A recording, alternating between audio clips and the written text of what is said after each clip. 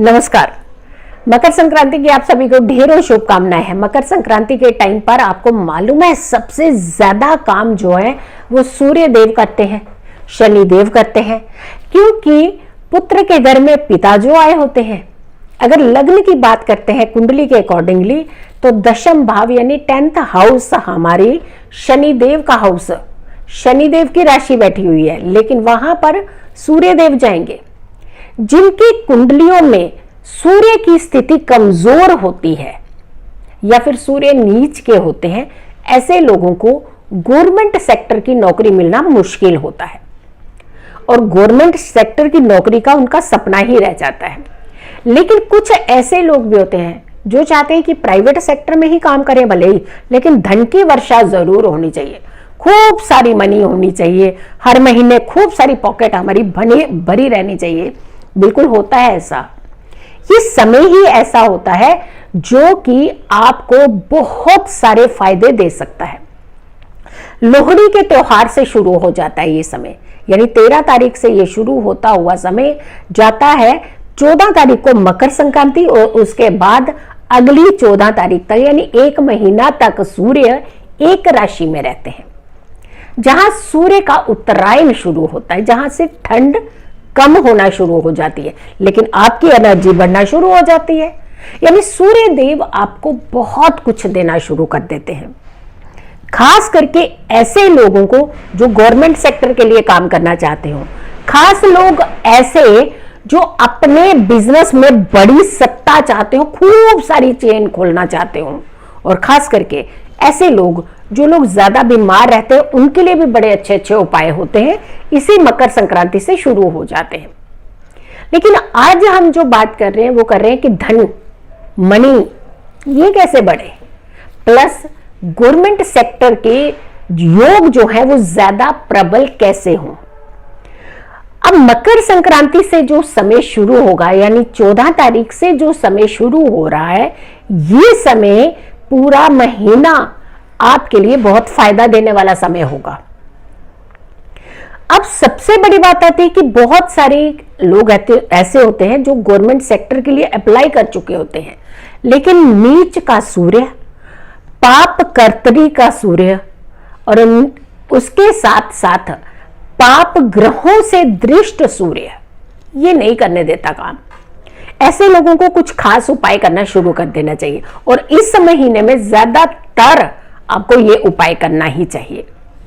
14 तारीख से आपने सुबह उठ करके सूर्य को अर्घ देना शुरू कर देना है, और ये जो अर्घ है ये आपने देना है तांबे के लोटे में, और उसमें आपने 21 दाने सीड्स डालने हैं, वो डालने हैं लाल सूखी मिर्च के।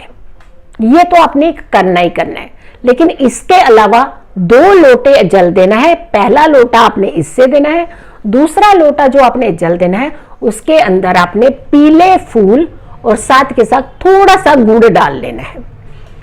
यानी आपने जब सूर्य को अर्घ देना है तो 2 लोटे तैयार करने हैं। पहला लोटा आपका होना चाहिए सीड्स वाला, और जो दूसरा लोटा आपका होना चाहिए वो होना चाहिए गुड़ और पीले फूल का। एक धार में आपने अर्घ देना है। ध्यान रखिएगा, आपके अर्घ देते समय पानी जब ब्रेक होता है, बार बार ऐसे डालते हैं रुक जाता है, फिर डालते हैं फिर रुक जाता है, फिर गिर जाता है, फिर थोड़ा रुक जाता है, तो ऐसे नहीं करना है। जब भी आपने सूर्य को अर्घ देना है एक ही धार होनी चाहिए, 1 फ्लो के अंदर ही वो सारा पानी आपका जमीन पर गिरना चाहिए। अब और कुछ लोग कहते हैं कि हम लोग नीचे गमले रख करके अर्घ दे दें, नहीं, आपने जमीन पर ही अर्घ देना है। जमीन पर ही आपका पानी जितना है वो सारा गिरना चाहिए। देना तो सूर्य को अर्घ, जमीन पर अर्घ नहीं देना है, लेकिन पानी जो होता है, जल होता है, वो आपका जमीन पर ही गिरना चाहिए। तो पहला उपाय आपने ये करना शुरू कर देना है। यकीन मानिए इसी से बड़े ज्यादा बलवान होना शुरू हो जाएंगे आपके सूर्य देव। और सूर्य आपका एनर्जेटिक होंगे, वैसे भी खुश होते हैं, वो पुत्र के घर में रहते हैं, खुश होते हैं इस समय, लेकिन इस समय आपकी खुशी को वो कई गुना ज्यादा बढ़ा सकते हैं। तो आपने ये उपाय जरूर करना है और रेगुलर करना है। इसे तब तक नहीं छोड़ना है जब तक आपकी कुंडली में सूर्य बलवान होकर के आपको नौकरी ना दे दे गवर्नमेंट सेक्टर की। अब डेज का मत सुनिएगा कि डेज कितने दिन में काम खत्म होगा, हो सकता है महीने में कुछ अच्छे आपको ऑप्शन मिलना शुरू हो जाए, बट शुरुआत तो आपने सूर्य को अर्घ देने की यहीं से करनी है, 14 तारीख से ही। अब कई बार ऐसा होता है कि हमारे रिश्ते जो है बड़े अनबन भी होते हैं, प्लस कई बार कोई एक ऐसा फ्लो आना होता है मनी का, जहां से हमारे मनी के धन के जो होते हैं वो सोर्सेज बने होते हैं। चाहे कुछ लोगों को पिता के माध्यम से मिलता है, कुछ लोगों को और कई माध्यम से, कुछ बिजनेस के माध्यम से, कोई पार्टनर के माध्यम से, कोई कहीं काम करने के माध्यम से। तो कई सारे लोगों के सोर्सेज होते हैं, वो अलग अलग सोर्सेज से उन्हें धन मिलता है। लेकिन आपको मालूम है कि आपको अगर धन पाना है, ज्यादा धन पाना है, आपका धन ना रुके, फ्लो में आपको धन मिले, तो आपने इस अर्घ के साथ साथ एक मंत्र जाप भी करना शुरू कर देना है। 1 लोटा जल लेना है, उसके अंदर पीले फूल डालने हैं, थोड़ा सा गुड़ डालना है और साथ के साथ आपने उसमें थोड़ा सा केसर डालना है। ये आपने जल जो है सूर्य देव को देना शुरू कर देना है। और जब आपने ये जल देना है, धार एक ही होनी चाहिए, धार नहीं टूटनी चाहिए। लेकिन जल देते समय ओम घृणी सूर्याय नमः इस मंत्र का जाप करना है और कंप्लीट जब तक आप जल देते रहेंगे तब तक आपने इस मंत्र का जाप करना है। लेकिन मंत्र बीच में रुकना नहीं चाहिए, उसे पूरा कंप्लीट करना है। तो ध्यान रखिएगा, आप इस उपाय को अगर आप रेगुलर करते रहते हैं, बिना नागा करते हैं, और ये मंत्र जाप जब ये सूर्य का अर्घ अगर आप शुरू कर देते हैं 14 तारीख से, मकर संक्रांति के दिन से, तो 1 महीना तो वैसे भी पुत्र के घर में रहेंगे पिता, तो बहुत ही फायदा, बहुत ही लाभ देते हैं, बहुत ही सुकून में होते हैं, खुश होते हैं, आपकी सारी एनर्जीज को डबल करने वाले होते हैं। तो एक तो आपकी एनर्जी डबल होगी, दूसरा आपको कोई नेगेटिविटी नहीं घेरेगी, तीसरा आपके सारे रिश्ते अपने सीनियर्स के साथ और अपने पार्टनर के साथ, आपके पिताजी के साथ, पुत्र के साथ, ये सारे रिश्ते जो हैं बहुत अच्छे भी होंगे, कोई डिस्प्यूट नहीं होगा, माइंड आपका बहुत अच्छे से वर्क करने लगेगा, आपको कोई डर नहीं सताएगा। कई बार हमें घबराहट होती है हमारे प्रोफेशन को लेकर के, चीजों को लेकर के, तो ये सारी चीजें आपके साथ नहीं होंगी।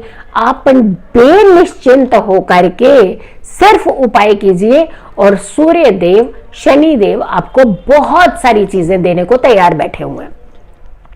धन भी आएगा, स्वस्थ भी रहेंगे, खुश भी रहेंगे, तरक्की भी पाएंगे, मनी के साथ साथ आपको गवर्नमेंट सेक्टर के योग भी बनेंगे।